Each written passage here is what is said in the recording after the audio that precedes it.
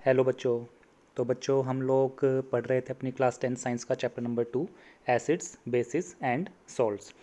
तो पिछली क्लासेस में हमने एसिड्स के बारे में पढ़ा था और उसकी कुछ प्रॉपर्टीज़ पढ़ी थी और वो सारे टॉपिक कवर करने के बाद आज हम पढ़ने वाले हैं बेसिस। तो सबसे पहले आता है बेसिस। तो बेसिस हमारे पास होता है वो सब्सटेंसेस जो हमें हाइड्रोक्साइड आयंस देते हैं जब उनको वाटर में डिज़ोल्व किया जाता है।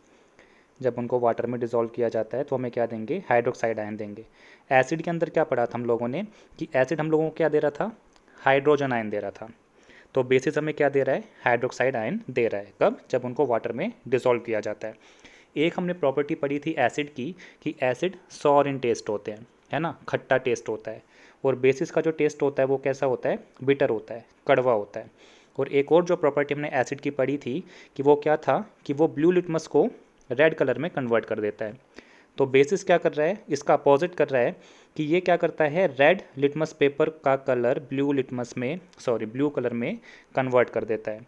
और बेसिस की एक और प्रॉपर्टी हमारे पास होती है कि बेसिस सॉपी इन टच होते हैं, कि अगर कोई बेस आपके हाथ पे मतलब टच कर दिया जाए तो आप कुछ साबुन जैसा मतलब सॉफ्ट होता है ना, कुछ इस तरह से कुछ फील होगा। ठीक है, तो ये चार प्रॉपर्टीज़ हमारे पास है बेसिस की कि बेसिस हाइड्रोक्साइड आयन देते हैं जब उनको वाटर में डिसॉल्व किया जाता है, बिटर इन टेस्ट होते हैं, रेड लिटमस का ब्लू कलर में कन्वर्ट कर देते हैं, और सॉप इन टच होते हैं। उसके बाद कुछ एग्जांपल्स हमारे पास हैं, sodium hydroxide, calcium hydroxide, ammonium hydroxide, potassium hydroxide, magnesium hydroxide. और आप सब देख रहे होंगे कि इन सब में OH आयन प्रेजेंट है। ठीक है, ये कुछ एग्जांपल्स हैं, आप याद कर लीजिएगा। उसके बाद अगला जो टॉपिक हमारे पास है, what do all the bases have in common. अच्छा, एसिड में हमने क्या पढ़ा था कि एसिड के अंदर क्या कॉमन होता है, हाइड्रोजन आयन। कब? जब उनको वाटर में डिसॉल्व किया जाता है। यही पढ़ा था ना कि एसिड क्या होता है, हमारे पास वो सब्सटेंस होते हैं जो हाइड्रोजन आयन देते हैं जब उनको वाटर में डिसॉल्व किया जाता है, और हाइड्रोजन आयन की वजह से ही वो अपनी एसिडिक प्रॉपर्टी शो करते हैं। तो बेस क्या कर रहे हैं कि बेस हाइड्रोक्साइड आयन प्रोड्यूस करते हैं जब उनको वाटर में डिसॉल्व किया जाता है, और ये हाइड्रोक्साइड आयन्स होते हैं जिनकी वजह से इनकी प्रॉपर्टी क्या होती है, बेसिक प्रॉपर्टी होती है। तो अगर आप देखें कि अगर NaOH को वाटर में डिसॉल्व किया जाए, ठीक है, NaOH को अगर वाटर में डिसॉल्व किया जाए तो यह हमें देगा सोडियम आयन, और साथ में क्या देगा, हाइड्रोक्साइड आयन दे देगा। उसी तरह अगर पोटेशियम हाइड्रोक्साइड को वाटर में डिसॉल्व किया जाए तो हमें क्या देगा, पोटेशियम आयन देगा, और साथ में क्या दे देगा, हाइड्रोक्साइड आयन देगा। ठीक है, उसी तरह से अगर मैग्नीशियम हाइड्रोक्साइड को वाटर में डिसॉल्व किया जाए तो ये क्या देगा, मैग्नीशियम आयन देगा। ठीक है, और साथ में क्या देगा, हाइड्रोक्साइड आयन हमको देगा। ठीक है, तो इन सब में कॉमन चीज़ क्या है, हाइड्रोक्साइड आयन। ठीक है, कि जब भी इनको वाटर में डिसॉल्व किया गया इन सब ने हमें क्या दिया, हाइड्रोक्साइड आयन दिया। तो यही बेसिस के अंदर कॉमन होता है। तो एसिड में क्या कॉमन होता है, हाइड्रोजन आयन कॉमन होते हैं। तो उसी तरह बेसिस में क्या कॉमन होता है, हाइड्रोक्साइड आयन, कि ये हमें हाइड्रोक्साइड आयन देंगे जब इनको वाटर में डिसॉल्व किया जाएगा। ओके, अब अगला हमारे पास एक ये टर्म है एल्कलीज। ठीक है, एल्कलीज होता क्या है, a base which is soluble in water is called an alkali. तो वो बेस जो वाटर में सॉल्यूबल होते हैं, जो वाटर में डिसॉल्व हो जाते हैं, उन्हें क्या बोला जाता है, एल्कलीज बोला जाता है। एक्चुअली देखो क्या होता है कि जो बेस होते हैं वो दो तरह के होते हैं। एक वो होता है जो वाटर सॉल्यूबल होता है, ठीक है, जो वाटर सॉल्यूबल होता है, और एक वो होता है जो वाटर इनसॉल्यूबल होता है, जो वाटर इनसॉल्यूबल होता है। ठीक है, तो जो वाटर सॉल्यूबल होता है इसका स्पेशल नेम बोला गया है एल्कलीज। ठीक है, और यही हमारे सिलेबस में है, हमारी क्लास 10th साइंस के अंदर जितने भी हम बेस पढ़ने वाले हैं वो सभी के सभी क्या हैं, वाटर सॉल्यूबल है। Insoluble base, water insoluble base हमारे सिलेबस में नहीं है, तो इसके बारे में हम कोई डिस्कशन नहीं करने वाले। तो इस चीज़ को आप याद रखिएगा कि एल्कलीज क्या होते हैं, जो वाटर सोल्यूबल होते हैं, जो वाटर में डिसॉल्व हो जाते हैं। तो KOH मतलब पोटेशियम हाइड्रोक्साइड, ठीक है, sodium hydroxide, magnesium hydroxide, calcium hydroxide, ये सभी के सभी क्या हैं, वाटर सोल्यूबल बेस हैं। और जो वाटर सोल्यूबल होते हैं तो क्या कहलाएंगे, एल्कलीज कहलाएंगे। तो ये सभी क्या हैं, एल्कलीज हैं। तो अगर आपको आने वाले टॉपिक्स के अंदर कहीं पे आपको एल्कलीज लिखा मिले या फिर बेस लिखा मिले तो उनका मतलब एक ही है। ठीक है, अच्छा, उसके बाद हमने एसिड से कुछ क्लासिफिकेशन करी थी। तो यहाँ पे बेस की भी क्लासिफिकेशन है कि हमारे पास दो तरह के बेस होते हैं, strong bases and weak bases. ठीक है, तो अगर एसिड का आपको थोड़ा बहुत भी याद हो तो स्ट्रॉन्ग एसिड क्या होते हैं, जो कम्प्लीटली आयनाइज हो जाते हैं, ऑलमोस्ट कम्प्लीटली, है ना, कि लगभग सारे के सारे जो कंपाउंड्स होते हैं वो आयनाइज हो जाते हैं, H पॉजिटिव और जो भी उसके साथ मेटल होगा वो, ठीक है, या नॉन मेटल। और वीक बेस क्या होते हैं, जो कम्प्लीटली आयनाइज नहीं होते। सेम हमारे पास आता है बेसिस के अंदर, कि बेस हमारे पास वो सब्सटेंस होते हैं जो कम्प्लीटली आयनाइज हो जाते हैं वाटर में डिसॉल्व करने पे, और क्या प्रोड्यूस करते हैं, large amount of hydroxide ion. और वीक बेस क्या होते हैं, जो पार्शली, मतलब कुछ कंपाउंड आयनाइज होते हैं, सारे के सारे कंपाउंड आयनाइज नहीं होते। और ये जो कंपाउंड होते हैं और ये जो बेस होते हैं, ये small amount of hydroxide ion produce करते हैं, ठीक है। तो जो ज़्यादा हाइड्रोक्साइड आयन प्रोड्यूस करेगा वो स्ट्रॉन्ग बेस कहलाएगा, और जो कम हाइड्रोक्साइड आयन प्रोड्यूस करेगा वो वीक बेस कहलाएगा। और ये कुछ हमारे पास एग्जांपल्स हैं स्ट्रॉन्ग बेसिस और वीक बेसिस के, कि सोडियम हाइड्रोक्साइड और पोटेशियम हाइड्रोक्साइड, ये हमारे पास क्या हैं, स्ट्रॉन्ग बेसिस हैं। उसी तरह से calcium hydroxide, magnesium hydroxide, ammonium hydroxide, इसका जो नाम, इसको क्या बोला जाता है, अमोनियम हाइड्रोक्साइड बोला जाता है, ठीक है।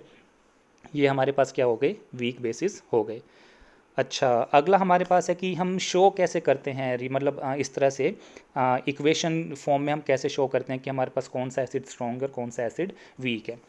तो जब एसिड या बेस की जो भी बात हमारे पास आती है, तो स्ट्रॉन्ग हाइड्रोक्साइड जो हमारे पास होगा, मतलब स्ट्रॉन्ग बेस जो हमारे पास होगा, ठीक है, वो एक सिंगल एरो से शो कर दिया जाता है, ठीक है। जैसे सोडियम हाइड्रोक्साइड है, तो हमने क्या शो करा कि जो सोडियम हाइड्रोक्साइड है वाटर में डिसॉल्व करने पे ये कम्प्लीटली आयनाइज हो गया सोडियम और हाइड्रोक्साइड आयंस के अंदर। और जो वीक बेस हैं, इसमें हम कैसे शो करते हैं, जैसे हमने पढ़ा था अमोनियम हाइड्रोक्साइड क्या होता है, वीक बेस होता है। तो इसमें हम ये डबल साइडेड एरो यूज़ करते हैं, ठीक है। इसका मतलब क्या होता है, रिवर्सिबल। इसका मतलब क्या होता है, रिवर्सिबल। आप एक तरह से ये कह सकते हैं कि जब भी ये एरो आपको दिखाई दे कहीं पे, तो इसका मतलब ये है कि सॉल्यूशन के अंदर आपको अमोनियम हाइड्रोक्साइड, अमोनियम आयन और हाइड्रोक्साइड आयन, तीनों आयन मिलेंगे, ठीक है। कंपाउंड भी मिलेगा और ये दोनों आयन भी मिलेंगे, ठीक है। तो जो हमें क्या शो कर रहा है कि कंप्लीटली आयनाइजेशन नहीं हुआ, ठीक है। तो ये मतलब केमिकल इक्वेशन की फॉर्म में शो किया जाता है, रिप्रेजेंट किया जाता है स्ट्रॉन्ग बेसिस और वीक बेसिस को।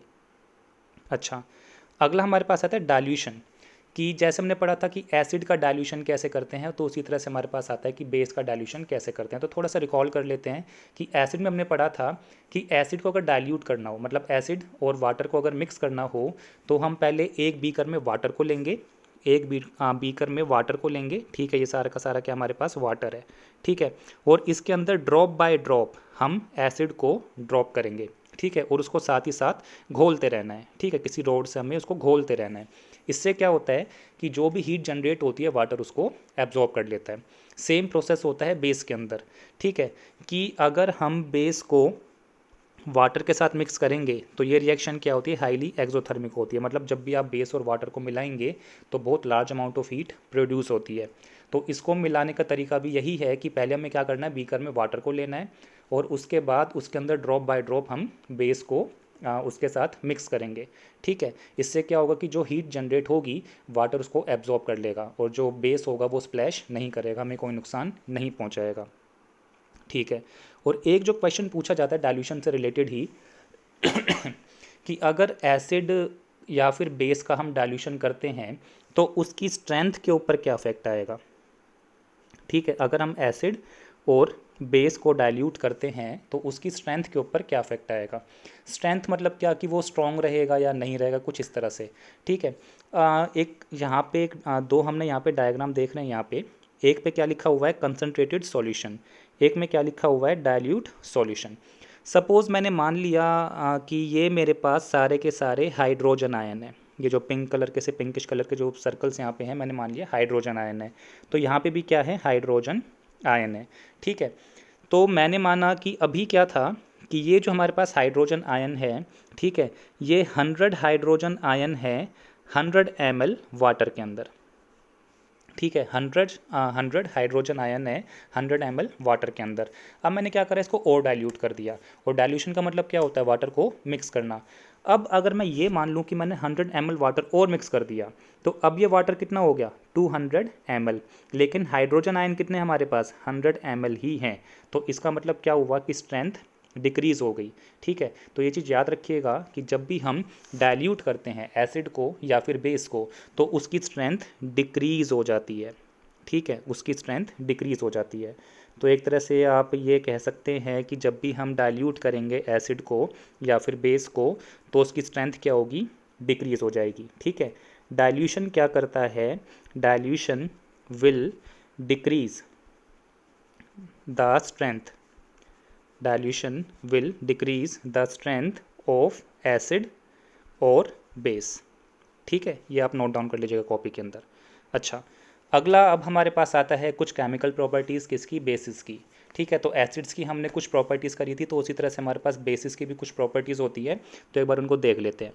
तो सबसे पहली जो प्रॉपर्टी आती है कि bases react with some metals to form hydrogen gas. ठीक है, सम मेटल्स, कि बेसिस सभी मेटल के साथ रिएक्ट नहीं करता, कुछ ही मेटल के साथ रिएक्ट करता है, और जब बेस उन मेटल्स के साथ रिएक्ट करता है तो क्या प्रोड्यूस करेगा, सॉल्ट, एंड साथ में क्या प्रोड्यूस करेगा, हाइड्रोजन गैस। और यही हमने एसिड के अंदर भी पढ़ा था कि एसिड जब मेटल के साथ रिएक्ट करता है तो वो भी हमें क्या देता है, सॉल्ट और हाइड्रोजन गैस देता है। ठीक है, तो इसका एग्जांपल देख लेते हैं कि हमने रिएक्शन कराई एल्यूमिनियम की सोडियम हाइड्रोक्साइड के साथ, तो हमें जो सॉल्ट मिला वो क्या मिला, सोडियम एल्यूमिनेट NaAlO2, और साथ में हाइड्रोजन गैस रिलीज़ हो गई। ठीक है, और ये हमारे पास इम्पॉर्टेंट रिएक्शन है, और क्यों है मैं बता देता हूँ कि बच्चे क्या करते हैं कि जल्दबाजी में क्या करेंगे कि वो सोडियम को डिस्प्लेस कर देते हैं। ठीक है, और क्या लिख के आ जाते हैं, एल्यूमिनियम हाइड्रोक्साइड। ठीक है, एल्यूमिनियम हाइड्रोक्साइड, जबकि ये गलत होता है। ठीक है, तो इस चीज़ का ध्यान रखिएगा कि यहाँ पे डिस्प्लेसमेंट नहीं होता सोडियम का, इनफैक्ट एल्यूमिनियम खुद सोडियम के साथ उस कंपाउंड का हिस्सा हो जाता है। ठीक है, इसलिए इसको इंपॉर्टेंट बोल रहा हूँ, बच्चे सबसे ज़्यादा गलतियाँ करके आते हैं इसके अंदर। तो याद रखिएगा कि जब एल्यूमिनियम की सोडियम हाइड्रोक्साइड के साथ रिएक्शन होगी तो हमें क्या मिलेगा, सोडियम एल्यूमिनेट, और साथ में क्या मिलेगा, हाइड्रोजन गैस। उसी तरह से अगला एग्जांपल हमारे पास है कि जब हम सोडियम हाइड्रोक्साइड की जिंक के साथ रिएक्शन कराएंगे तो हमें क्या मिलेगा, सोडियम जिंकेट। ठीक है, वहाँ पे क्या मिल रहा था, सोडियम एल्यूमिनेट, यहाँ पे क्या मिल रहा है, सोडियम जिंकेट। ठीक है, और साथ में क्या मिल रहा है, हाइड्रोजन गैस रिलीज हो रही है। ठीक है, तो एक तरह से आप ये कह सकते हैं कि हमें क्या मिल रहा है, मेटलेट मिल रहा है ना, मेटलेट। जैसे वहाँ पे क्या बोल रहे थे, एल्यूमिनेट, और यहाँ पे क्या बोल रहे हैं, जिंकेट। ठीक है, तो हमें क्या मिल रहा है, मेटलेट मिल रहा है। अच्छा, इसके बाद अगली जो रिएक्शन हमारे पास आती है कि bases react with non metal oxide to form salt and water. ठीक है, नॉन मेटल ऑक्साइड, तो जब बेस रिएक्ट करता है नॉन मेटल ऑक्साइड के साथ, प्रिंटिंग टाइपो एरर है, सॉरी। तो अगर बेस रिएक्ट करता है नॉन मेटल ऑक्साइड के साथ तो वो हमें क्या दे रहा है, सॉल्ट एंड वाटर दे रहा है। ठीक है, और ये रिएक्शन हम लोगों ने पहले पढ़ी हुई है, थोड़ा सा अगर आप दिमाग लगाए तो हमने रिएक्शन पढ़ी थी टेस्टिंग ऑफ CO2 में। ठीक है, कि जब CO2 की टेस्टिंग की जाती है कि कार्बन डाइऑक्साइड गैस प्रोड्यूस हो रही है या नहीं हो रही। ठीक है, तो अगर हमें डाउट है कि किसी रिएक्शन में जो गैस प्रोड्यूस हो रही है वो कार्बन डाइऑक्साइड है, तो हम क्या करते हैं, उस गैस को पास कराते हैं लाइम वाटर में से। ठीक है, उस गैस को पास कराते हैं लाइम वाटर से। ठीक है, और अगर वो कार्बन डाइऑक्साइड गैस होगी तो वो रिएक्शन करने के बाद हमें क्या देगा, कैल्शियम कार्बोनेट देगा और साथ में वाटर दे देगा। और कैल्शियम कार्बोनेट अगर आपको थोड़ा सा भी याद हो तो ये क्या होता है, वाइट प्रेसिपिटेट होता है, जिसकी वजह से जो लाइम वाटर है ट्रांसपेरेंट होता है, उसका कलर किस में चेंज हो जाता है, वाइट, या फिर कह सकते हो मिल्की कलर में कन्वर्ट हो जाता है। तो इस रिएक्शन को आप इस टाइप में भी लिख सकते हैं कि जब बेस रिएक्ट करता है नॉन मेटल ऑक्साइड के साथ तो वो क्या प्रोड्यूस करता है, सॉल्ट एंड वाटर प्रोड्यूस करता है। बस बेस के अंदर इतनी ही रिएक्शन है। और एक और अगर बात करते हैं, चलो देख लेते हैं इसको भी, है ना, कि जब मेटल ऑक्साइड, ठीक है, जब मेटल ऑक्साइड रिएक्ट कर रहा था किसके साथ, एसिड के साथ, तो वो क्या दे रहा था, सॉल्ट, और साथ में क्या दे रहा था, वाटर दे रहा था। ठीक है, और जब नॉन मेटल ऑक्साइड, अभी हमने देखा ना कि जब नॉन मेटल ऑक्साइड रिएक्शन करता है किसके साथ, बेस के साथ, तो वो भी हमें क्या दे रहा है, सॉल्ट एंड वाटर दे रहा है। देखो सॉल्ट बनने का मतलब क्या है कि एसिड या फिर बेस न्यूट्रलाइज हो रहा है। सॉल्ट बनने का मतलब होता है कि एसिड और बेस न्यूट्रलाइज हो रहा है। एसिड को न्यूट्रलाइज कौन करता है, बेस करता है। एसिड को न्यूट्रलाइज कौन करेगा, बेस, और बेस को न्यूट्रलाइज कौन करेगा, एसिड। ठीक है, तो इस चीज़ को याद रखिएगा कि मेटल ऑक्साइड का जो नेचर होता है वो बेसिक होता है, और नॉन मेटल ऑक्साइड का जो नेचर होता है वो एसिडिक होता है। तो यहाँ पे जो नॉन मेटल ऑक्साइड है ये किसकी तरह काम करेगा, एसिड की तरह काम करेगा, ठीक है। और एक और रिएक्शन हमने जो पढ़ी थी एसिड में कि acid react with base, acid react with base to form salt and water, to form salt and water. तो आप इसको ऐसे भी बोल सकते हैं कि base react with acid to form salt and water, ठीक है। तो ये इतना मुश्किल नहीं था, इस वजह से मैंने इसको अपनी प्रेजेंटेशन में नहीं रखा। तो उम्मीद करता हूँ आप लोग इस चीज़ को आराम से कर लेंगे। और एक और जो हमने पढ़ा था पार्ट टॉपिक एसिड के अंदर कि एसिड कंडक्ट इलेक्ट्रिसिटी, कि जो एसिड हैं वो इलेक्ट्रिसिटी को कंडक्ट करते हैं। क्यों? क्योंकि जो एसिड होते हैं वो क्या प्रोड्यूस करते हैं, हाइड्रोजन आयन प्रोड्यूस करते हैं, ठीक है। एसिड क्या प्रोड्यूस करेंगे, हाइड्रोजन आयन प्रोड्यूस करेंगे। उसी तरह से बेस भी क्या करते हैं, इलेक्ट्रिसिटी कंडक्ट करते हैं, कारण कि बेस भी क्या करते हैं, हाइड्रोक्साइड आयन प्रोड्यूस करते हैं। आयन्स का मतलब क्या होता है, चार्ज, और जब चार्ज फ्लो करता है तो करंट भी फ्लो करेगा, ठीक है। तो इस चीज़ को याद रखिएगा कि एसिड और बेस दोनों ही क्या होते हैं, गुड इलेक्ट्रोलाइट होते हैं, ठीक है। एसिड और बेस दोनों ही गुड इलेक्ट्रोलाइट होते हैं। इलेक्ट्रोलाइट का, एक सेकंड थोड़ा इसको साफ सुथरा कर देते हैं। एसिड, मैंने बोला कि एसिड और बेस गुड इलेक्ट्रोलाइट होते हैं। इलेक्ट्रोलाइट का मतलब होता है कि वो सॉल्यूशन जो इलेक्ट्रिसिटी कंडक्ट कर सकता है, ठीक है। तो good electrolyte, acid and base are good electrolyte, electrolyte, ठीक है। Acid and base are good electrolyte. कारण क्या है कि एसिड और बेस दोनों ही क्या करते हैं, आयंस प्रोड्यूस करते हैं, ठीक है। चाहे हाइड्रोजन आयन हो चाहे हाइड्रोक्साइड आयन हो, ठीक है। और आयन का मतलब क्या होता है, चार्ज, और अगर चार्ज फ्लो करता है तो इलेक्ट्रिसिटी भी फ्लो करता है। तो हमारे बेस टॉपिक में बस इतना ही था। बेसिस की प्रॉपर्टीज़ भी कम है एसिड का कंपैरिजन में, और मैंने आपको बताया था कि अगर आपको एसिड का टॉपिक अच्छे से समझ में आ गया है तो आपको बेस का टॉपिक भी बहुत अच्छे से समझ में आ जाएगा। तो आज के लिए इतना ही। Thanks for watching, bye bye.